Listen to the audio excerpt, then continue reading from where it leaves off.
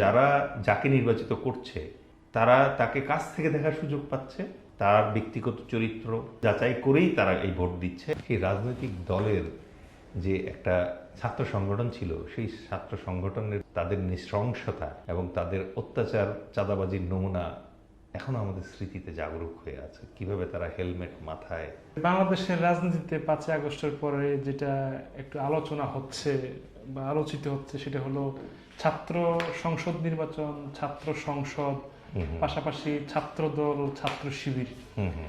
এই বিষয়গুলো আপনি কিভাবে দেখেন? একজন মানে অ্যানালাইসিস হিসেবে আপনার পর্যবেক্ষণ আমরা শুনতে চাই ছাত্র শিবির সম্পর্কে, ছাত্র দল সম্পর্কে বা ছাত্র রাজনীতি সম্পর্কে।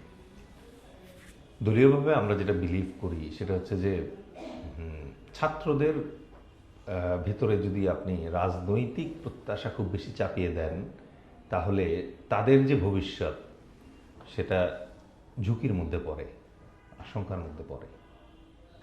একজন ছাত্রের কাছে জনতার দলের পক্ষ থেকে আমাদের প্রত্যাশা কী?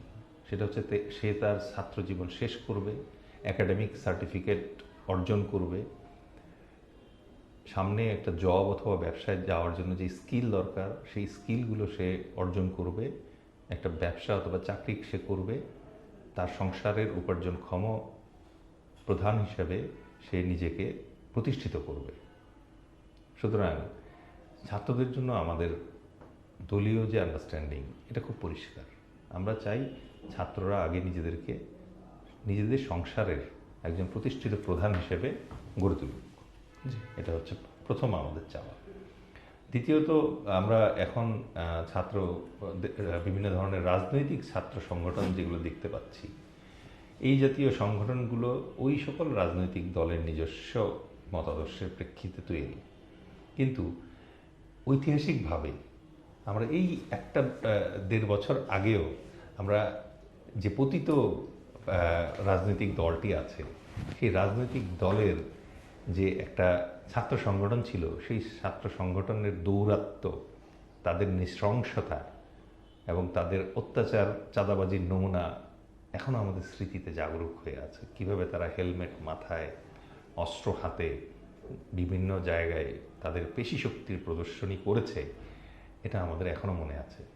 সুতরাং ছাত্র রাজনীতির ব্যাপারে আমার বক্তব্য সেটা হচ্ছে যে বাংলাদেশে ঐতিহাসিকভাবে যেহেতু আমরা এখন পর্যন্ত প্রমাণ করতে সমর্থ হই নাই যে ছাত্র সংগঠনগুলো যেগুলো আছে তারা আসলে নিয়ন্ত্রণে থাকে।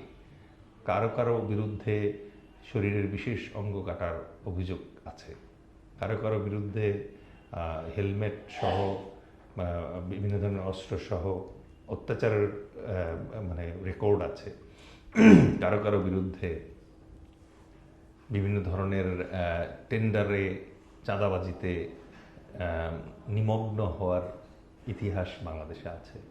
সুতরাং ছাত্র রাজনীতি কতটুকু শালীন হবে, কতটুকু গ্রহণযোগ্য হবে, এটা আসলে অন্যান্য সকল রাজনীতিবিদ যারা আছেন তাদের আমি অনুরোধ করব তাদের বিবেচনার জন্য। রাজনীতি যেন একজন ছাত্রের কাছে অর্থ উপার্জনের একমাত্র মাধ্যম না হয়ে ওঠে, এই ভুল ধারণা যেন তাদের মাথায় না প্রথিত হয়, এই ব্যাপারে সবাইকে সজাগ থাকতে হবে। আচ্ছা, আপনি ছাত্র শিবিরের 5ই আগস্টের পর যেটা কর্মকাণ্ড চলছে এটা একটা বিষয়, আর হলো এবং ছাত্র সংসদ নির্বাচনে তাদের যে ভূমিদস্য বিজয়, এটা একটা বিষয়। এই দুইটা বিষয় নিয়ে আপনি কি বলবেন? বা ছাত্রদল কেন বিজয়ী হলো না, অথবা শিক্ষার্থীরা কেন শিবিরকে বেছে নিল? ছাত্র সংগঠন যেগুলো আছে তাদের যে নির্বাচন সেটা তো আসলে বিশ্ববিদ্যালয় ভিত্তিক, এগুলো হার্ভার্ডের মতো ইউনিভার্সিটিতেও আছে, ঠিক আছে? কিন্তু ওই হার্ভার্ডের মতো ইউনিভার্সিটিতে যে ছাত্র সংগঠনগুলো আছে, যেমন ধরেন ডেমোক্রেটিক ডিবেট ক্লাব অথবা অন্যান্য যে ইয়েগুলো আছে, তারা কিন্তু মেইন স্ট্রিম রাজনীতিতে স্টেক নেয় না। বাংলাদেশের ছাত্র সংগঠনগুলোর প্রতি যে সমর্থন এখনকার ছাত্ররা দিচ্ছে ভোটাধিকার প্রয়োগের মাধ্যমে, এতে আমাদের যে জেনারেশনটা আছে, ছাত্র জেনারেশনটা যারা আছে, তাদের আকাঙ্ক্ষা এবং তাদের যে আহ, মানে একটা রাজনৈতিক দলের প্রতি অথবা একটা ছাত্র সংগঠনের প্রতি তাদের যে প্রত্যাশা তারই প্রতিফলন। এবং যারা যাকে নির্বাচিত করছে তারা তাকে কাছ থেকে দেখার সুযোগ পাচ্ছে, তার ব্যক্তিগত চরিত্র, তার প্রতিশ্রুতি দেবার ক্ষমতা এবং প্রতিশ্রুতি বাস্তবায়নের ক্ষমতা, এগুলো যাচাই করেই তারা এই ভোট দিচ্ছে এবং ফলাফল সেইভাবেই নির্ধারিত হচ্ছে।